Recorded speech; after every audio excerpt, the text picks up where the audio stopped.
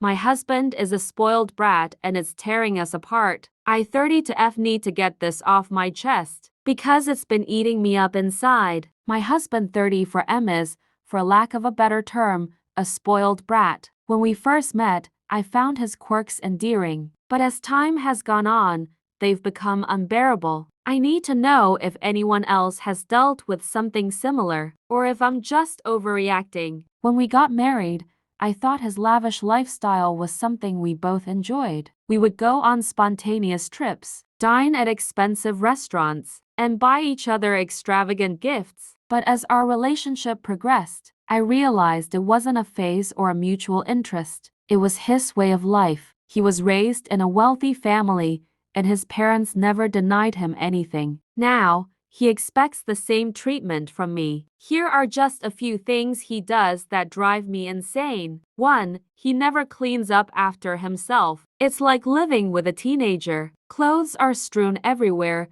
dishes pile up, and he never lifts a finger to help. I've tried talking to him about it, but he just brushes it off, saying, "It's not a big deal. The maid will get it." Except we don't have a maid. 2. He's incredibly demanding. He expects gourmet meals every night, and if dinner isn't up to his standards, he'll complain or refuse to eat it. I've started to dread cooking because I know it'll never be good enough for him. 3. He has no concept of money. He spends like there's no tomorrow, buying the latest gadgets, designer clothes, and booking expensive vacations without consulting me. Our bank account is constantly teetering on the edge, and I'm the one who has to stress about paying the bills. 4. He throws tantrums. If something doesn't go his way, he sulks, pouts, or throws a fit like a child. It's embarrassing, especially in public. I feel like I'm always walking on eggshells,